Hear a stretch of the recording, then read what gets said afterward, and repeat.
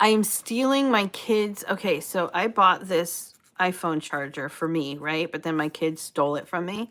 Now I'm stealing it back so I can try to plop it under the phone in this new tripod.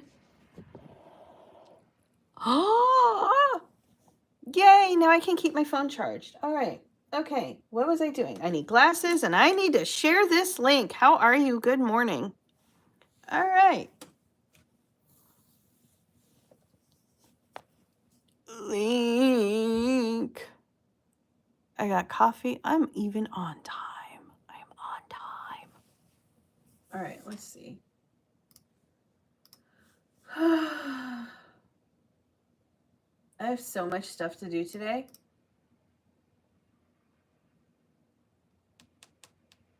It's Tuesday, but it feels like I don't know what it feels like.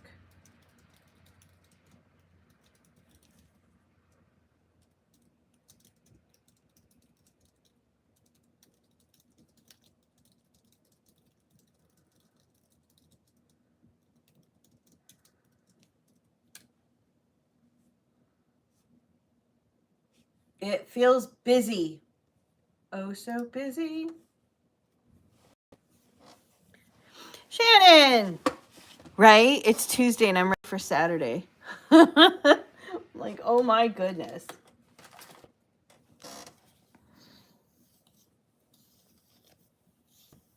It doesn't feel like a Tuesday, though. It's hard to decide what it actually feels like.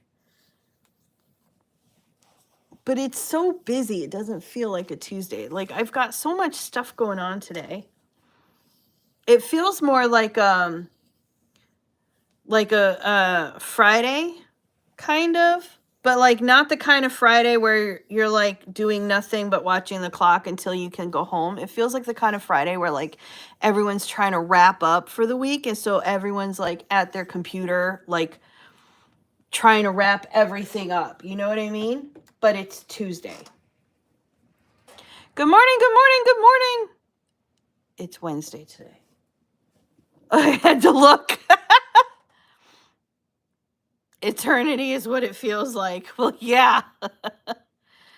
Let's hope for no trolls today. I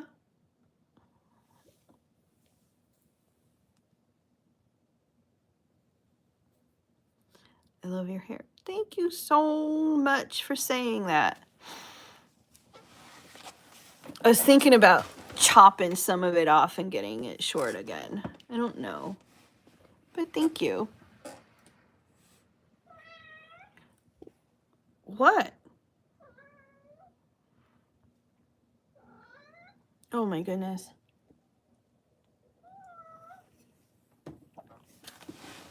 All right, hang on. Let me adjust before you jump on me. Okay? Okay? Okay.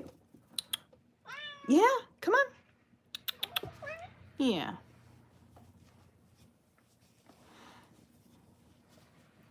Need someone to tase me today? No. Good morning, Taylor. Why do you need to be tased today, Alex? What'd you do? Did you start more works in progress? Did you start more books?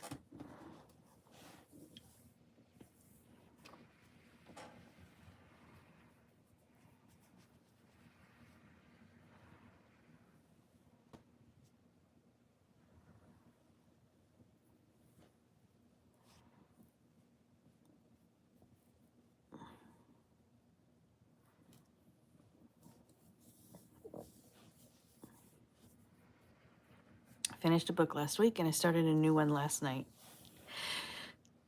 Is it okay? There's nothing wrong with that. So I don't think you need to be tased. But here's what I'm gonna, I don't know if I want to use the word challenge or recommend. I don't know. Here's what I'm going to say that you should maybe consider. You can decide whether or not this is a challenge or a recommendation, okay? Double check your calendar. That's it. Start a new book if you want a new book. There's nothing wrong with that. The only one who's making fun of you about having so many works in progress is you. Like, there's nothing wrong with it. double check your calendar and your goals. And if it aligns, if it doesn't like knock anything out of whack, or if you need to make some adjustments, make the adjustments so that you don't end up wanting to kill yourself later. So you don't end up like so frustrated with yourself later or burning out or whatever. But like, if you want to start a new book, that's amazing. Write a couple of pages, start your new book, see how into it you are, and then go check your calendar and double check what you've got, because you've got a pretty packed year. So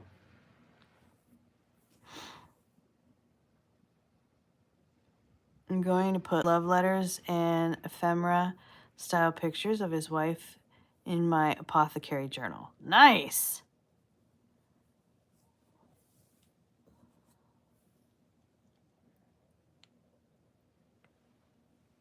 I was watching a video game. There was a screenshot of vine-covered house, sprig vine myth, and a spriggan. 3,000 and still killing me for more.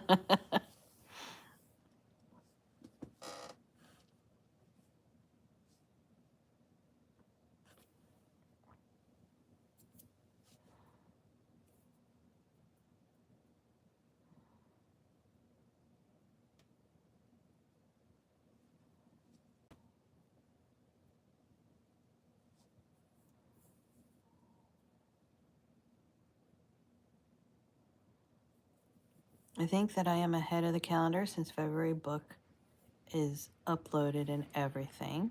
Well, and that's good. I'm just saying check it. I'm not saying you're behind. I'm just saying take the pause to check. Even when you know you're ahead, still take the pause to check. Because the little things add up. And I cannot tell you, well, granted, I mean, I don't think you're ADHD. Maybe you are and I just don't know. But like, for me, thanks to time blindness, I do this thing where I'm like, yeah, that's only going to take 5 minutes. I can throw that in this day. Yeah, that's only going to be like 10 minutes. I can throw that in this day. And before I know it, I've got like 300 things that are all supposed to take the same 5 minutes. You know what I mean? Or something goes like I've completely underestimated, and what I said in my mind was 5 minutes, just wasn't. It was an hour and a half. Or like I just end up, if I don't look at my calendar, I can't accurately estimate what I'm doing. You know what I mean? And the little like throwing it out there and like, oh yeah, that's not going to take any time. I've got plenty of time. Oh yeah, I'm ahead because I did this, that, and the other thing. It screws me up.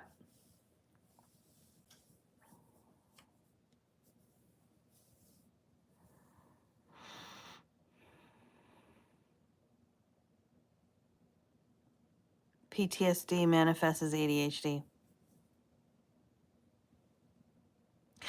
Is it also, Alex? I don't know. Is it also possible that your PTSD is manifesting as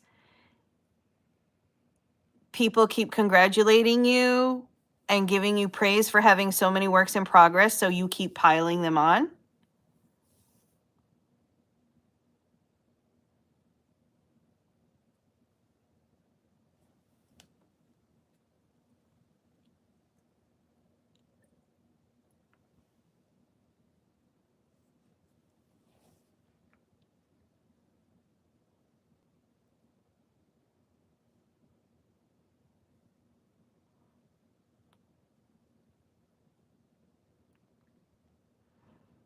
But you know what you can handle better than anyone. I just know I would need to check that calendar and like make sure that I'm not knocking anything off, because as well as your like as full as your calendar is, it's pretty balanced right now, and you don't want to like knock off the self-care parts. I think it is that I am physically limited, so my brain is going faster than I have time for. Oh, that's hard. Well, books are definitely the way through that when your brain is working that much faster than you are. Like, yeah, what else are you going to do but tell stories? So, yeah. Good morning, Jessica. Just don't forget to take care of yourself. That's all. I worry about you. I worry about everyone, but don't forget to take care of yourself.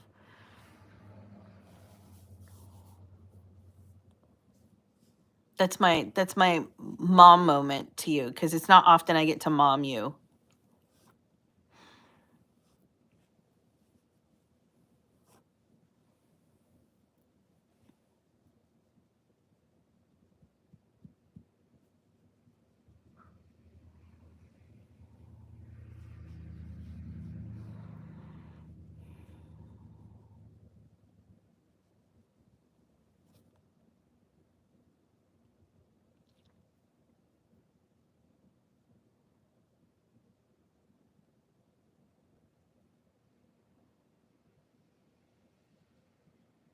And mom you.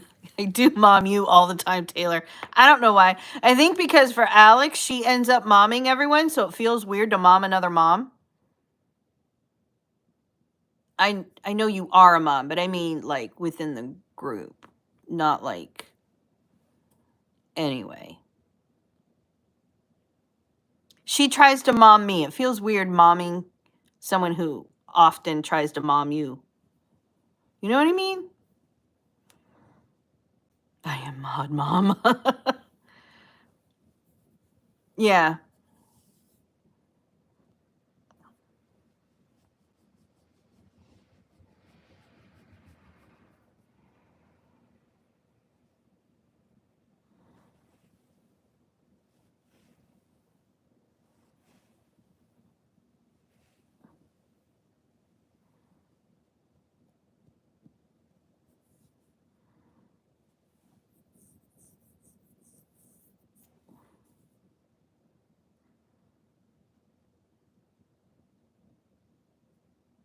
I get reminded of the emojis regularly.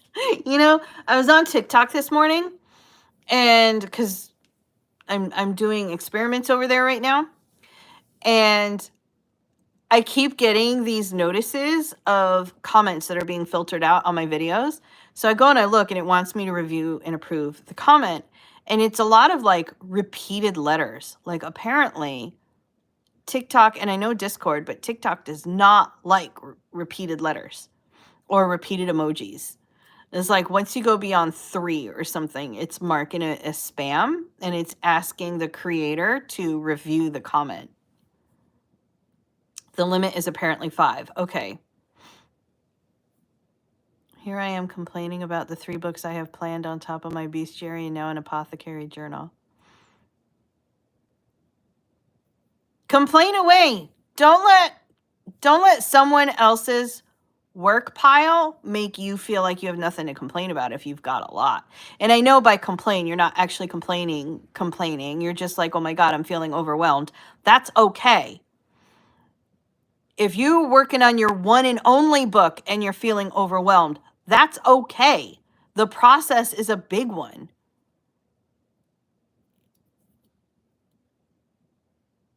Discord is 5. I tell you all that it is only 5. 5. Beyond 5, Discord's going to think you're spamming. No one needs more than 5 of the same emoji at a time.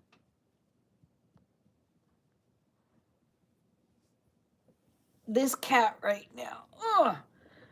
Oh, sure. Now you move. She's like sprawled across my lap and over my arm, but like she was like over my arm where like her shoulder was here and her head was up here. Like she's like, you know, anyway, made it very hard to grab my coffee.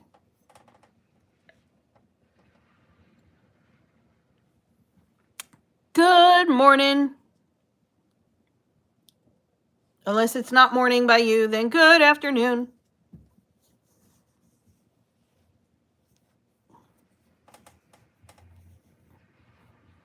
Beyond 5, I have to deal with it. How did the unpluck your story go yesterday in the Discord? I wanted to pop in, but it was when I was getting my kids from school, so I wasn't able to. Oh, is it good night by you? All right, good night. You missed it. I think they're going to try to do it more often, I'm dipping my toes in a fantasy romance with my Tooth Fairy romance. Opinion, cover art, more romancy or fantasy? I would go more fantasy personally, but I tend to be drawn to fantasy covers a little bit more. It happened, but was it good? Was it received well? Were people in there? Good morning. I have 2 world settings, 5 books, and 5 short stories planned for this year. I have 1 setting done so far. Yee! Good morning, Kathy. What is your favorite book and genre? Oh my God. Okay, so my favorite book is whatever I'm reading. And I know that doesn't sound like an answer. I know that, but the problem is every time I think about a favorite book and I'm like, oh man, I really love that book, then immediately something else pops into mind and I'm like, oh, but I really love that book. Or someone will be like, oh, really? Because my favorite is this one. And I'm like, oh yeah, that was so good. So it's whatever I'm reading in that moment. If I haven't decided to DNF it, it's probably my favorite book. It's just too hard to narrow it down. And I love them all for different reasons. It's like when you have more than one kid and they say, which one do you love more? And you're like, I love you both, but for different reasons. It's the same thing with books. Anyway, genre, I really lean toward science fiction and fantasy. I do like historical fiction, although what I'm finding out is actually what I like is when historical fiction crosses paths with science fiction. Not always necessarily just the historical fiction, so do it that way you want. Someone in a writing group basically called someone a child for listening to music and called it a distraction. Also dogged this person's grammar. Had me raging. I would have raged too. What in the world? There were people I caught 3 issues. Okay, that's how you are. Writers are I love writers. I love all of you. But man, sometimes they can be a toxic group sometimes. If you get into like a large group of them, like 30, 40, 50,000, you find the toxic ones that you're just like, what? Yeah, that's true. Any fandom. I haven't had enough coffee. My beta readers DNF my books and avoid me. I never know what to fix because of this. They're not giving you feedback? Yeah, then that's the only thing I can think of is they were not your ideal readers. If they're not even giving you feedback that you can use, I'm just trying to help. No, you're not. I don't understand this. My daughter has started this. It's not rude if it's honest. Excuse me. And then the other day, like she came home from her father's house the other day and she was like, I'm going to be brutally honest. Excuse me. No, brutality has no business being anywhere near honest. You can be honest without being brutal about it. Okay. Whoever decided that brutally honest was a thing, they are not someone who needs to be listened to. Hi, ma'am. You are so pretty. Why, thank you. Toxic writers. Seisha, good morning. I'm in that group, so I might have run across it. Possibly. Hello from India. Hello, India. How are you?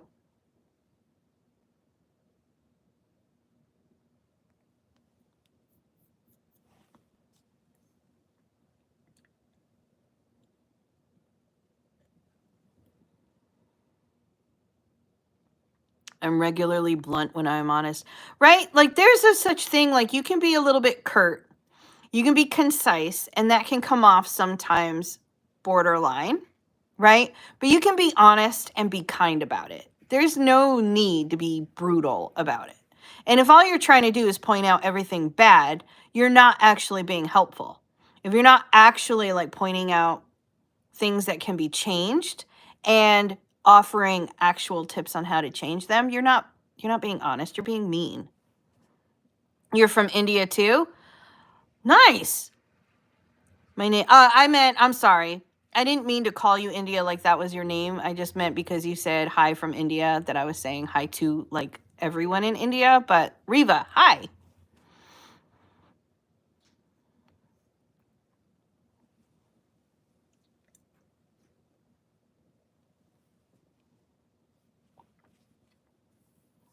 I like the sandwich method. Something I liked, something I didn't like, something I liked.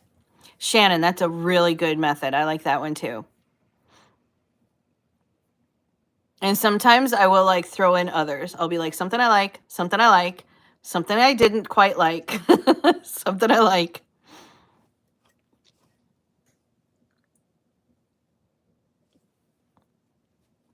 But I will tell people this is going to be blunt, not mean. If your feelings are hurt when I am blunt, I don't know what to tell you. I don't sugarcoat.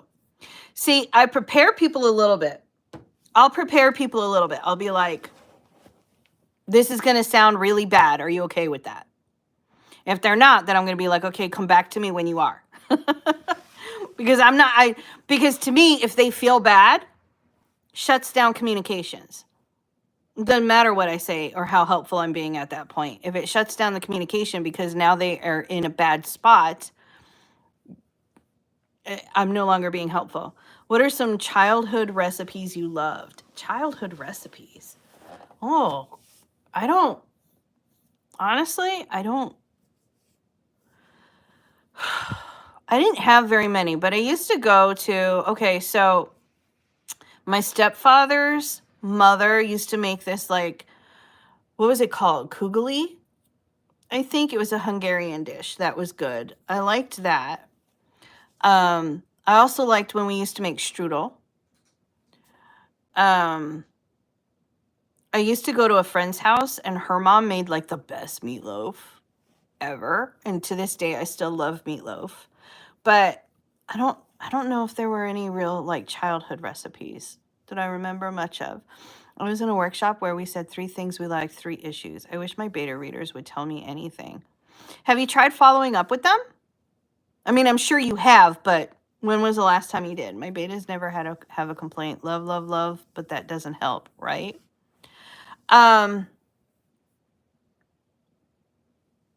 Ember, remind me, because I can't remember how big your platform is right now. Do you have a large enough platform where if you say go on to TikTok and you say, hey, I'm looking for beta readers, how much of a response do you get? Do you get like 10 people, 12 people? My mother's lemon bread was sublime. My mom was abusive, and I don't remember. Actually, no, there was one thing we used to do. I don't think this counts as a childhood recipe, though. But one thing we used to do that I liked was burrito night. We used to like have. Okay, this is like Caucasian burritos. Okay, so don't at me. I'm sorry. Anyway, so we used to take the table and we had all the fixins all over the table, right? So we would have like the seasoned ground beef and the refried beans and lettuce, tomatoes, black olives, like all this different stuff, sour cream, guacamole, pico de gallo, just salsa, all this stuff all together, seasoned rice, and they would be in different containers on the table, and we would just like build our own burritos on our plates. I did like that, but I don't think that counts as like a recipe. It's, it's like Legos for dinner. I follow up with them, but they ignore me. Okay. How to stop starting new projects when you're writing a book. Help. Oh my gosh, that's so hard. Not the Caucasian burrito. But it was because my stepmother is from Juarez, and that is not how she made burritos, right? But you can imagine what my bio mom looked like, right? Because just by looking at me. And she made burritos very, very differently than my stepmom did. But anyway. Okay, so how to stop starting new projects when you're writing a book. So typically, except for Alex is the only person for whom this did not work. But you can try this. So a lot of times, well, there's a couple of different theories out there. One is that if it's a really good idea, it'll come back to you. So you don't have to worry necessarily about writing it down, because if it's really good, we tend to remember it later. Even if we think we forgot it, like the next day it'll come back or something. Like the really good ideas come back around because they're really good ideas. Beyond that, if you're scared of losing it, and as writers, we tend to be scared of losing our ideas, right? So if you're really scared of losing it and you don't want a chance that it'll come back around, then in that case, open up a new document, do the brain dump. No research allowed, no digging in. Use like very plain names, even non-binary names if you need to. Just do everything you can to download what's in your brain about this new idea onto a file without having to dig further. You want the superficial stuff that's gnawing at you into this file. You don't want to have to dig into anything that's going to force you to develop a history, character development, arcs, research, anything like that. Because as soon as you start opening those doors, that's when you realize how excited you are about this idea, right? And then you start feeling like the old story is not exciting anymore. So brain dump what's in your brain onto the file. Typically, that's enough for your brain to be able to let go and feel like, okay, we've got that out of the way. Now let's get back to what we need to do. And then start surrounding yourself with whatever is inspiring to you about that first project.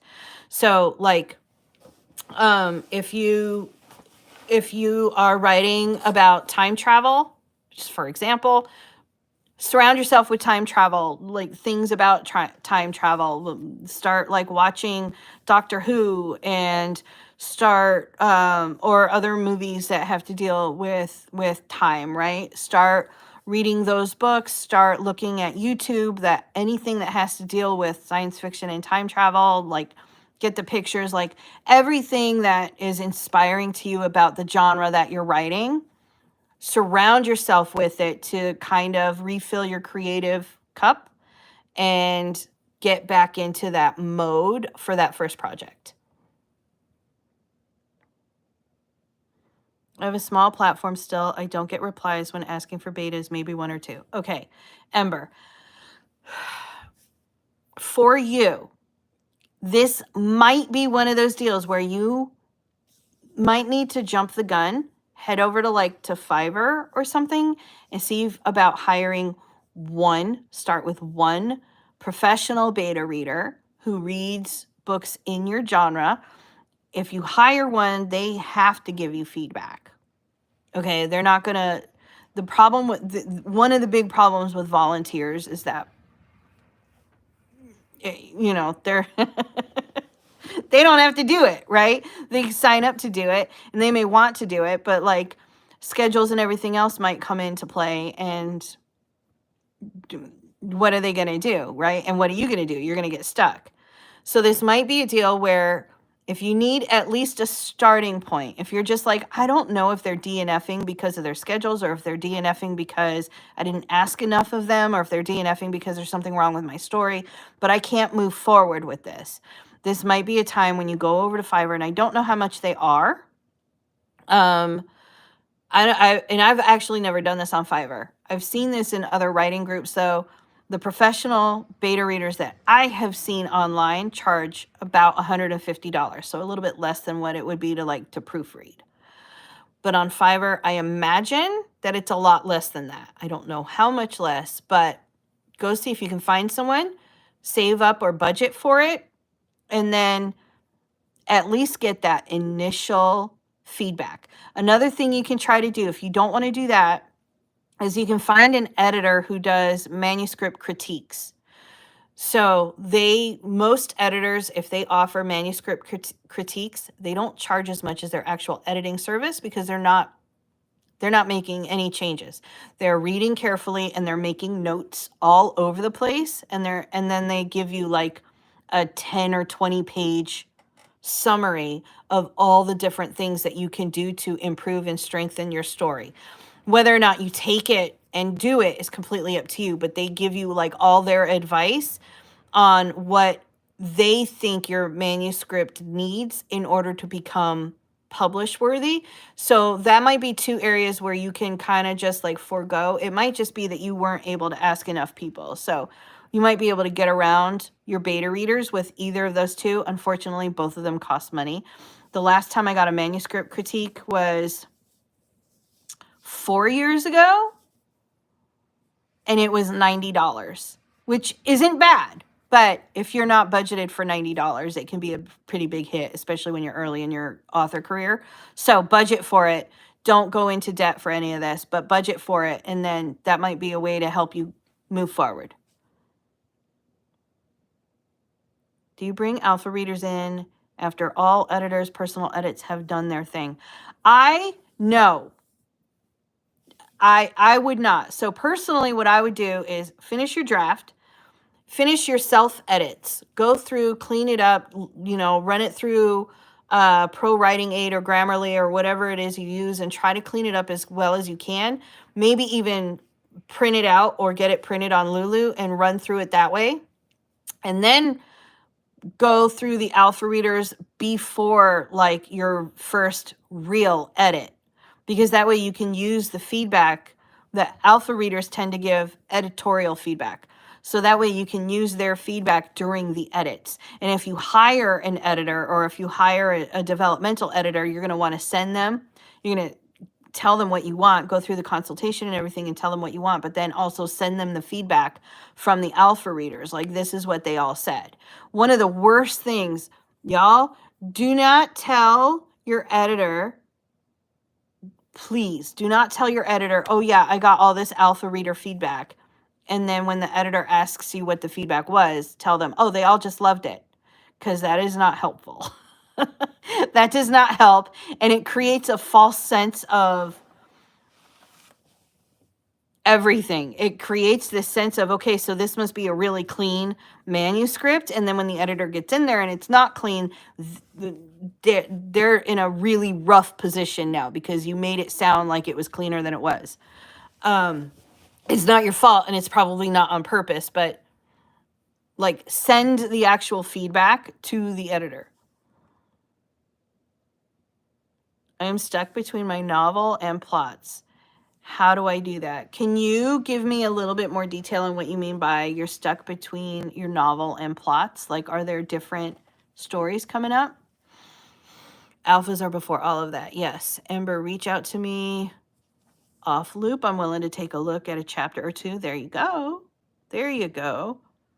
Alex is a manga main protagonist. There is no stopping her. Ember, I will read it. Can you message me and I'll send. There you go. Kimmy, you're welcome. Mexican chicken casserole with Doritos. Ooh, what is that? Send me that. We made meatloaf with nacho Doritos as the breadcrumbs. I've never tried that either. Which book is this? Did you send it to me? Which software do you use for your books? I use Google Docs. I love Google Docs. Now, that said, I used to use Microsoft Word. I still have Microsoft Word. Microsoft Word is still the standard throughout the industry. So, yeah, whatever it is that you use, you have to make sure that you can get it into Microsoft Word, because editors, literary agents, publishing houses, they use Microsoft Word. So you have to make sure that if you're going to send it to another professional, someone within the industry, that it's that format. Beyond that, like, I stopped using it because it was so linear and boxed in and I didn't like it. I moved over to Scrivener for a while. I like Scrivener and I still use it sometimes for my blog. And I still have a couple of books in there that I haven't finished yet that I'm not moving out of there to be able to use. So I still have it. But lately I've been using Google Docs because I really like the mobility of it. I like that I can work on it here at my computer, get up and open my phone, and I'm not sending it to myself. I'm not, like, I can just keep going, and then I can come back, sit down, and all my changes are right there, and I can just keep going, and I'm not sending it back and forth from device to device or anything like that. So I've been using Google Docs. Really, honestly, it doesn't matter. Like, use a writing software that you like. The only thing that I would say is don't switch to a brand new one when you're in the middle of a writing challenge like NaNoWriMo. Switch around so that you can learn it and whatnot when you're not under some kind of a pressure of an exercise. I haven't sent it to you. I'm still typing it up. Google Docs. Yep. I have heard good things about Fiverr beta readers. Just needed to find a good one. Yeah. Is it a wheel book? I remember one client being upset with me because I changed my price, but when I asked the novel length and was told X pages, I gave a quote based on double-spaced pages. Yeah, which is standard. And it puts the editor in a really awkward position. No one wants to be the editor who has to go back and change price. But then we're stuck because it's like, man, I really am getting undercharged, or I'm really getting underpaid for this. But if I go back, I look shady. Yeah, it's a really awkward, really bad position to be in. And it can cause trauma for editors. Like, there's so many things, there's so many different ways that authors can cause their editors trauma without even trying to. And the best way to avoid it all is just to be like completely open and honest with your editor up front about all the things. Send them something from the middle of the manuscript so that they can, you know, look at it and gauge about how much work it's actually going to be to edit and make it publish worthy. And then, trigger warnings. Give your editors, like, you know, with all the debate about whether or not there should be content warnings and trigger warnings on books for the readers, trigger warnings for your editor, okay? Because I cannot tell you, like, they need them too, okay? You don't just, like, whip off your manuscript to an editor with no trigger warnings at all, no warning, and then they're halfway through the manuscript and they're triggered because of something that you've got in there. Like, no, it's not okay. And most editors have a list somewhere on their site or something of what they will or will not edit. And when you don't give them the proper trigger warnings, like, you're not only skirting what they've already said that they will do, but like, there's like so many trigger warnings. I loved Google Docs, still using it, but it deleted my entire first chapter the other day, and I cried while trying to find the historical edits to put the chapter back. I am so sorry, Taylor. Unfortunately, there is no way to write a book 100% safely where nothing ever happens. Like, even handwriting into legal pads, your kids will get it, or your dog will chew it up, or you will spill coffee on it. Like, there's nothing that is 100% always safe. And every software out there has at least one major horror story tied to it from an author who lost everything, lost a whole novel, a whole manuscript or whatever, even with backups. I mean, I can't count how many times I've had like triple backups of things and all three went down. Like, unfortunately, that's just the way of the world. The client had single-spaced the manuscript, so of course the price changed. Client obviously didn't read my guidelines. I'm 2 books in for your series, Ember, so if you want, I can go over it. Had to step away for a few minutes. What did I miss? Same, Google Docs once deleted a literal chapter from my document, and I cried. I would have too. That's so hard.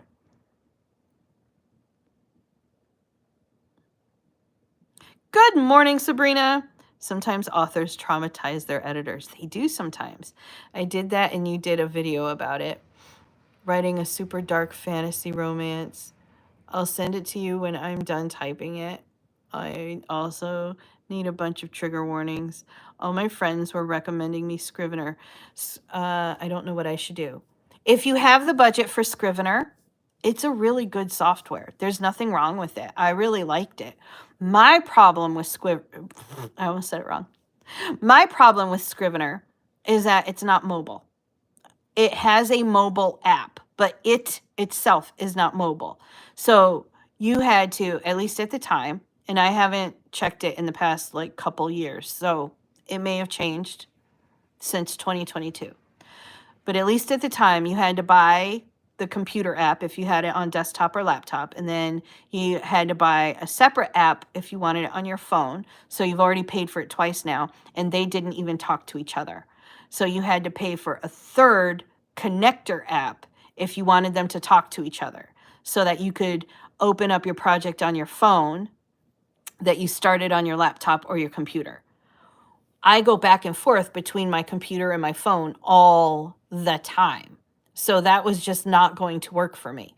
That was where my problem was. And it had nothing to do with the software itself. It's a very good software. And I like how you can like have all of your research and your character development and your timelines and outline or no outline or whatever all together. I loved how easy it was to be like, you know what, I need this scene up here instead. And you can just move it instead of like selecting the scene, cutting, moving up in the document, pasting, and so on. Like, it's really easy to just grab that little thumbnail and just whoop, and it moves the whole scene inside the document. It's really easy to use and I love it.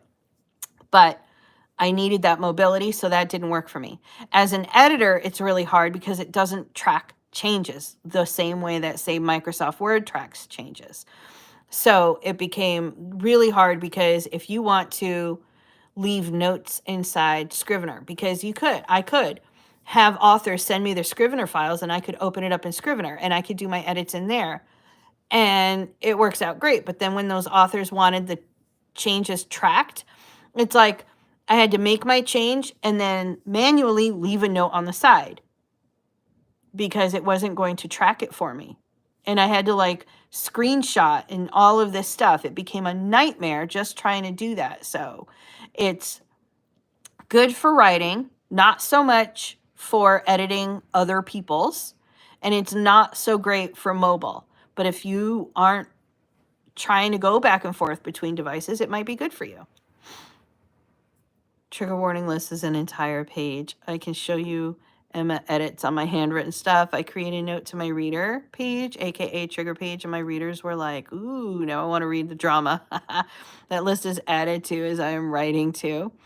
Miss Emma is so helpful, right? I use Scrivener, Evernote. Evernote's good too, yeah. Google Docs, each one for different reasons. Evernote is for my on-the-go notes. Google Docs, so I can share. Nice. Don't forget to add your triggers to your website and say where in the book it is located. It's your spoilers page, yeah. I just realized how many books I am waiting from this group. Carney, hi, just finished first draft. Is it best to print it out and revise it? Hi, Carney, yes. Yes, now, this is strictly opinion, okay? Oh, hang on, I gotta move the cat because she's making my lap fall asleep.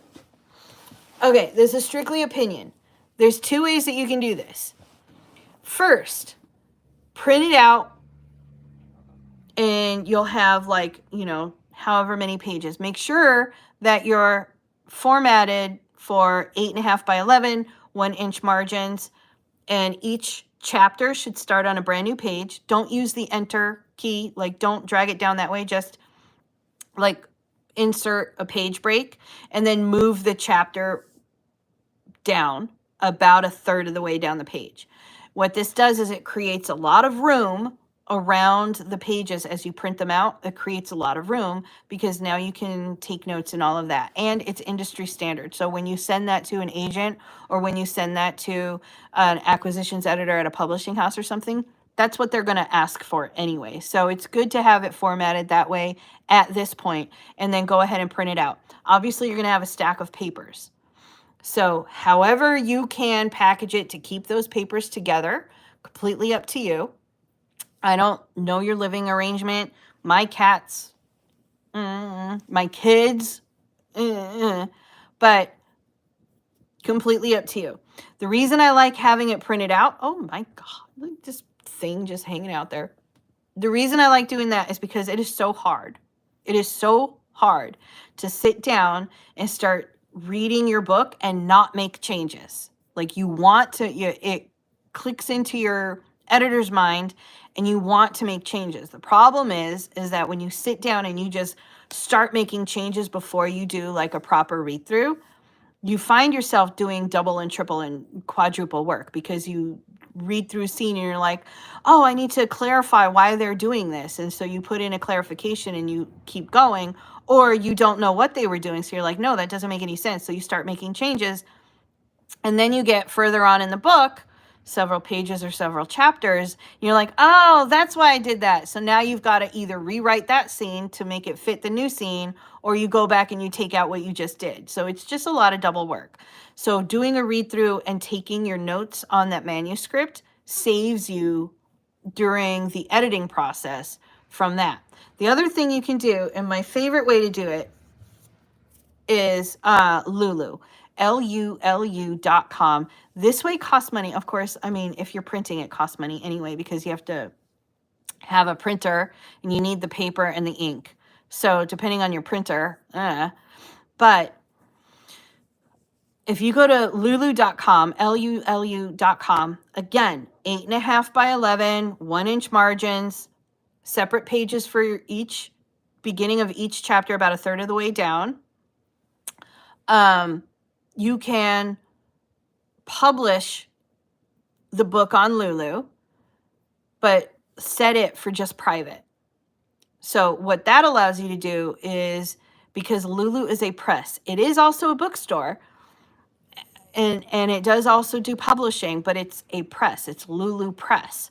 So you can set it to private so that you can upload the manuscript, publish it as a coil bound book.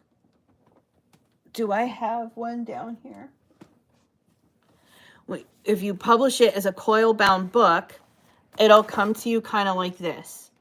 And this isn't a manuscript book. This is a workbook that I did for a client. But then you have all your pages with double spaced, and it's formatted. The interior is formatted as a manuscript, not as a book, but it's all bound up for you and printed. And I think depending on how large your book is, like this one was like $9 printed and shipped to me. So, you know, and it feels like when you sit down with it, it feels a little bit closer to a book. Not quite the book because coil binding, but that's for ease of like to be able to take your notes. And that is my favorite thing to do for editing, is to go and do that, publish it privately to Lulu. No one else ever sees it. And then it takes like 2 weeks to get to you. So you get to take a break from that manuscript for a little bit. And then when it gets to you, you can sit down, coffee, whatever, reading nook, read and take your notes right there.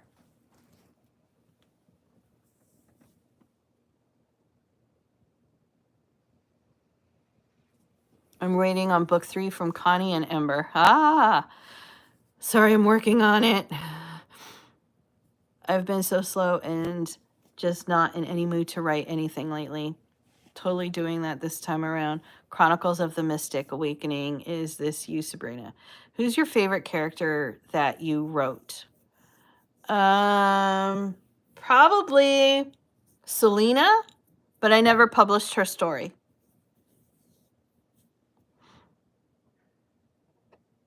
Support from Pakistan. Well, thank you very much. I started, I missed some comments. I started writing a fun supernatural book for when I trigger myself while writing. If I decide to publish it, should I put it under another pen name due to it not being dark? Taylor, so thanks, Naomi. You're very welcome. So, okay, pen names. Personally, I wouldn't bother with putting it under a different pen name. I don't think you need to. However, I mean, it does depend on you and the type of career that you want. Is that another thing, a genre that you are going to continue writing in, that you are going to build your name in? Things like that. Now, you might take your time with how and when you want to publish it. But like when you look at some of our other great authors, they're everywhere. They're in every freaking like genre out there. If you go into a bookstore and you look at just about any shelf out there, you're going to find a James Patterson book. Like, he's in every single genre. Roald Dahl was in all kinds of genres. Shel Silverstein was in all kinds of genres. Stephen King, all over the place, right? None of them, they might be known for a particular genre more well than the others, but they have books all over the place.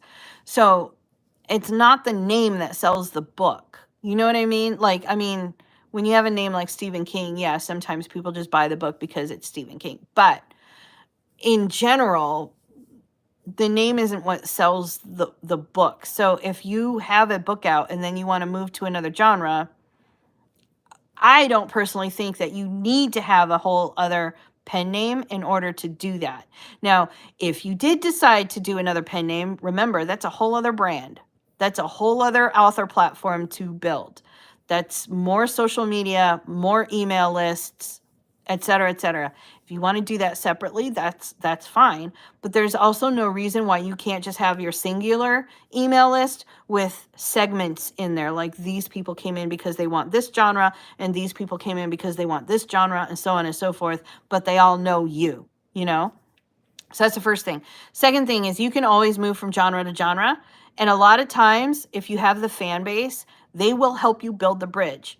But you want to kind of build the bridge bit by bit. So, like, hang on. I can't reach my whiteboard. You're lucky the cat's on my lap. Anyway, so let's say you start with dark fantasy romance, right? Then the next book that you release might be romance. Or it might be, say, dark romance, but not the fantasy. Let's do that step, right? So you go from dark fantasy romance to dark romance. Your readers at that point, some of them, not all of them, but some of your readers are going to be like, oh my gosh, you know what? She was so good with her dark fantasy romance. I bet her dark romance is good. And they're going to follow you, and they're going to be like, whoop. And then they start helping build your fans around the dark romance. And they still have the dark fantasy romance. Then your next one might be romance without the dark. Now, at that point, some of your readers, again, not all of them, some of them, they're there because they like the dark. That's fine. Let them stay under that bubble. But some of them are going to be like, you know what? She was so good at the dark fantasy romance, and she was so good again at the dark romance. I bet her romance book is also really good. I'm going to hop over, because no one reads in just one genre, right? So they hop over, they'll buy the new book, and again, you'll have fans over here and fans over here. But now they've started the new fandom for this book, and and you're gaining new fans for that book. So you're never actually starting from scratch every single time.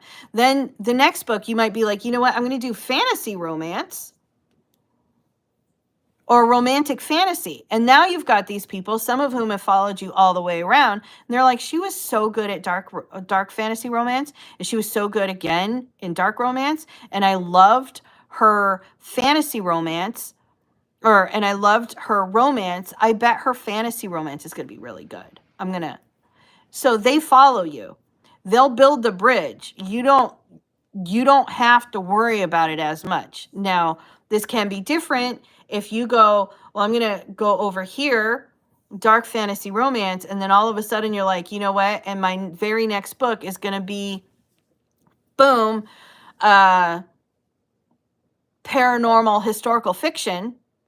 That might be a big jump. You might have to do a little bit of coaxing for that big of a jump, but it can be done.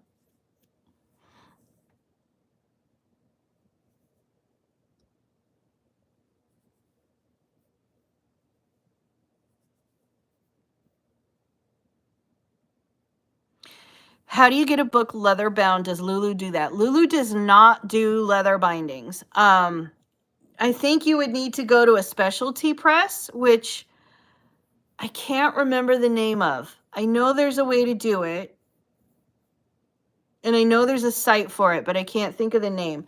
But you'll have to look for like specialty press or indie, specialty press or leather binding, And the problem with those is because they're specialty, like it's not a print on demand thing. Like it's you place an order for 5,000 copies of your book thing and you put them in an inventory and store them in your house and sell them direct thing. I made a spreadsheet for my calendar, but now I realize my whole timetable for my book is wrong and now I have to fix it. Yay! There are people on Etsy who do that. Ooh, Etsy, there you go. I've always wanted a sprayed edge book.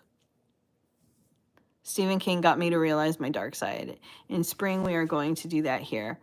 Did you watch The Ballad of Songbirds and Snakes? I did not. I didn't think about Etsy. I didn't either. I'm really worried about triggering my readers. My target reader would relate to the female main character, and I feel like they were seen and slightly healed by the darker ones. If you handle, but I know not everyone uses dark romance to heal. That's fine. If you've got your trigger warnings up and you've done everything in your care to help them make an informed decision, at that point, it's out of your hands. None of us want to accidentally trigger someone, but you can only go so far. As long as you are giving them the tools to make an informed decision themselves, they can decide whether or not they are healed enough to read this book, and or if they need the book as part of their healing process. And if they decide no, well, then they decide no. But your job as the author is to give them the tools. Think about, you're a mom. Think about how you helped your boys learn to walk. What did you do? What did you do? You provided a safe environment that allowed them to walk, right? You gave them the tools. Maybe they were using the sofa or the table. Maybe the table wasn't safe and you moved the table. I don't know. But you gave them the tools to allow them to walk, to allow them to learn to walk. That's really all you can do. At some point, some walk at different times. Some use the tools a little bit longer than others. But like, your job is to provide the tools so that they can do the thing, and then provide them a safe environment in which to do the thing. Beyond that, all you can really do is wait for them to do the thing and be there for them as they do it. Rainbow Friends Forever. Hi. Hello. I have the trigger warning list, but I have seen a ton of readers on Book Talk saying they skip the trigger warning list and get mad that it was so dark. Yeah, you can't do anything about that. That's one of the reasons why I like having the symbols throughout the book, because it reminds people like, hey, something's happening here. Even if you can't remember what that symbol was, something's happening here. So it's a way of like not yanking them out of the story, but still providing that a little bit of a warning, like, hey, pause, stop and consider kind of thing, like a danger sign. But you can't, if they skip it, it's there. You can't do anything about it. Like, you can sit here and stress about it all you want. In the end, you can't force them to go back and read it. And if they get mad that it's too dark and they go online, let them. Reviews are for readers. I'm cooking pasta while watching your live. Me using my Great Dane to teach my children to walk. He was amazing at teaching them, by the way. Good. Sounds like a personal problem. They had the info, not the author's fault. Exactly. You can't really do anything about that. That is one of the fears that you can let go, because you can't change it.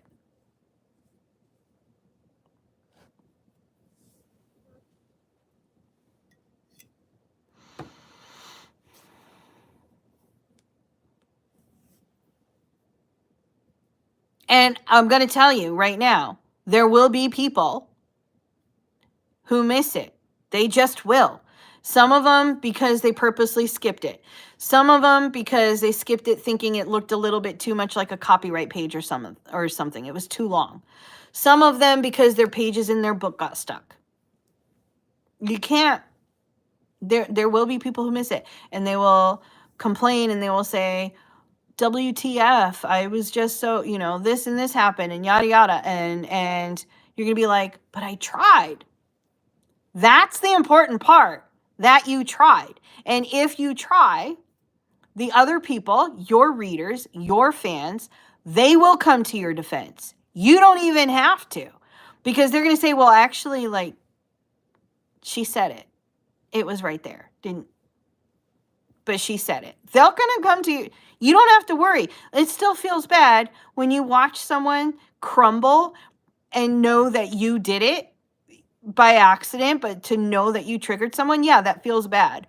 But if you've done everything in your power, that's the part that matters. You cannot control how they react to you. All you can do is everything in your power to make sure that it is a safe environment for them. And if they don't use the handrails, if they don't use the crutches, if they don't salt their driveway, if they don't use the tools that are available to them, they can't blame you for it. They can still be upset. They can still go online and talk about how horrible their reaction is. But if you've done everything you can, others are going to come to your defense.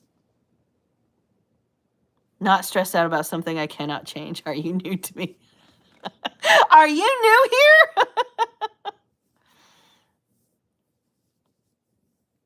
All right, y'all. On that lovely note, don't stress about things you can't change, okay? Don't stress about things that are outside of your control.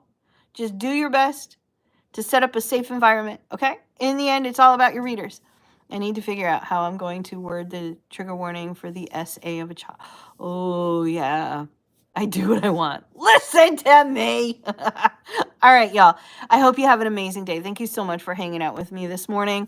Go get all the words written, and I will talk to you tomorrow, okay? Bye.